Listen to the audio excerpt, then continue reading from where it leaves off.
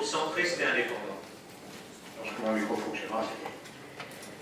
Monsieur le Président, chers collègues, notre Assemblée est aujourd'hui amenée à se prononcer sur l'attribution au titre de l'exercice 2015 de la subvention annuelle de fonctionnement à l'Agence d'urbanisme pour le développement de l'agglomération haute-lyonnaise. Le montant total de la contribution de la métropole s'élève cette année à 4,9 millions d'euros, avec une subvention de base en baisse de 3% par rapport à 2014. Cela va dans le bon sens, cette baisse traduit en effet l'engagement de la métropole de consentir à un effort de maîtrise de ses dépenses de fonctionnement.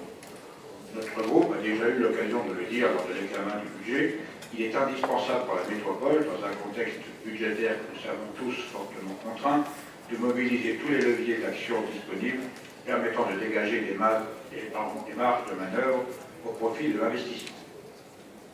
Cet effort sur les dépenses de fonctionnement doit s'appliquer à l'ensemble des organismes qui bénéficient d'un soutien financier du moyen. Pour autant, il est nécessaire de le faire de manière pragmatique. Si l'objectif de réduction des subventions est global, il importe ensuite, dans la mise en œuvre, d'évaluer organisme par organisme les marges de manœuvre en matière de rationalisation du niveau des subventions. En clair, cet objectif cible doit être atteint par des trajectoires différenciées en fonction des organismes concernés. L'agence d'urbanisme en fournit le parfait exemple. Elle participera à l'effort global, mais la baisse proposée, qui est inférieure à l'objectif cible et que nous trouvons équilibré, prend en compte la nécessité de ne pas réduire ses capacités d'action du point de vue des ressources humaines notamment. Un tel scénario serait contre-productif pour la métropole, alors même que l'agence d'urbanisme est fortement impliquée dans la procédure de révision du PLUH.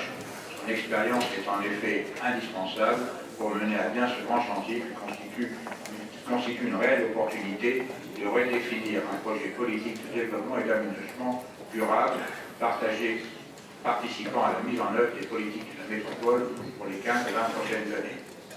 Le futur PLUH sera d'autant plus important que la loi Grenelle 2 a largement fait évoluer son contenu au travers d'une meilleure prise en compte des objectifs de développement durable. Surtout, il intégrera pour la première fois la politique de l'habitat, ce qui contribuera à renforcer la cohérence de nos politiques publiques. Les autres missions exercées par l'agence d'urbanisme, comme la participation à l'élaboration des grands projets ou le suivi des évolutions urbaines, sont également essentielles pour notre agglomération. D'autres pistes sont à explorer pour optimiser notre participation financière. L'agence d'urbanisme est un outil partenarial qui permet à la fois une mutualisation des coûts de fonctionnement et aux différents acteurs de l'aménagement du territoire de confronter leurs points de vue et de coordonner leurs actions. Continuer à élargir la base des adhérents en sollicitant un certain nombre d'organismes qui bénéficient aujourd'hui des prestations de l'agence d'urbanisme, sans toutefois participer financièrement à ces activités, constitue une source potentielle d'économie pour la métropole. Il s'agit là de tirer le meilleur profit de la mutualisation sans amoindrir ses capacités d'action de l'agence. Je vous remercie de votre attention. Merci bien. Donc,